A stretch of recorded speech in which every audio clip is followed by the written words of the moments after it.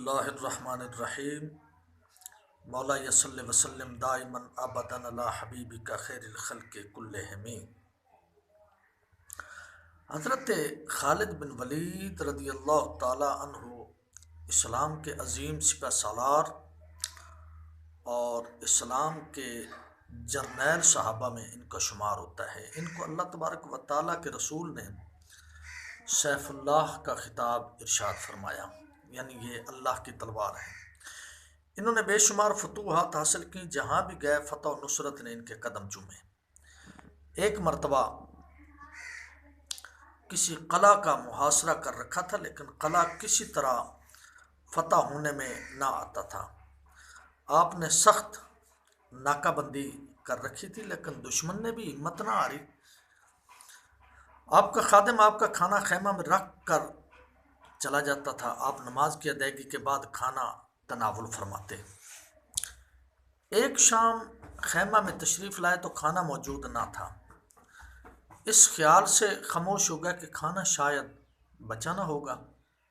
اگلے روز بھی ایسا ہوا تو آپ نے ملازم سے پوچھا، جس نے بتایا کہ اس نے دونوں روز یعنی کل بھی اور آج بھی کھانا خیمہ کے اندر رکھ دیا تھا۔ حضرت خالد بن ولید گہری سوچ میں غرق ہو گئے۔ پھر انہوں نے خادم کو فرمایا کہ اگلے روز کھانا رکھ کر چھپ کر دیکھنا کہ کھانا کون اٹھا کر لے جاتا ہے۔ خادم نے حکم کی تعمیل کی۔ ایک کتا دوڑتا ہوا آیا اور کھانا اٹھا کر چل دیا۔ خادم اس کے پیچھے پیچھے روانہ ہو گیا۔ آخر کار کتا شہر کی فصیل کے قریب پہنچ گیا اور ایک سوراخ سے شہر میں داخل ہو گیا۔ اللہ اکبر! خادم نے واپس آ کر تمام واقعہ گوشے گزار کر دیے۔ واقعات جتنے بھی تھے، تفصیلات سن کر حضرت خالد بن ولید کا چہرہ خوشی سے دمکنے لگا اور فرمایا کہ اللہ والو اور میرے نبی کے غلاموں، یہ کتا روٹی لینے کے لیے نہیں بلکہ حضور کے غلاموں کو راز بتانے آیا تھا، اس فصیل کا دروازہ اور راستہ بتانے آیا تھا کہ اس فصیل کے اندر کیسے داخل ہوا جائے۔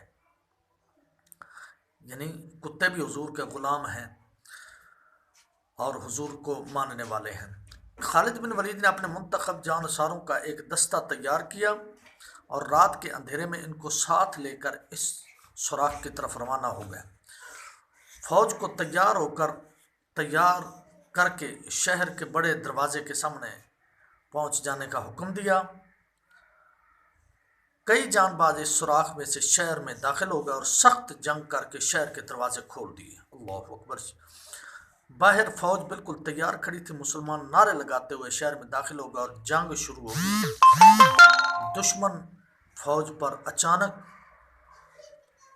افتاد پڑی، یعنی مصیبت پڑی اور قدم نہ جما سکے۔ اللہ تبارک و تعالی نے مسلمانوں کو فتح و نصرت عطا فرمائی۔ چوں خدا خواہد کے کار بکنت، خود بخود اسباب را حرکت دید۔ ایک کتا ہو کر حضرت خالد بن ولید کو ایک راز کی بات بتا رہا ہے تو اس سے معلوم ہوا کہ کتے اور ہر چیز میرے نبی کو جانتی ہے اور میرے نبی کا کلمہ پڑھتی ہے، بلکہ میرے نبی کے غلاموں کو بھی جانتی ہے۔ اس کا مطلب ہے کہ کتا ہو کر میرے نبی کے غلاموں کا ادب کرے اور کلمہ پڑھنے والا کلمہ پڑھ کے دعویٰ کلمہ کا کرے اور مسلمان ہونے کا دعویٰ کرے، اور میرے نبی کے غلاموں کو کتے سے بھی بڑھ کر کاٹنے کی کوشش کرے، تو سمجھو کہ اس سے وہ کتا بہتر ہے جو میرے نبی کے غلاموں کا ادب اور احترام کرتا ہے۔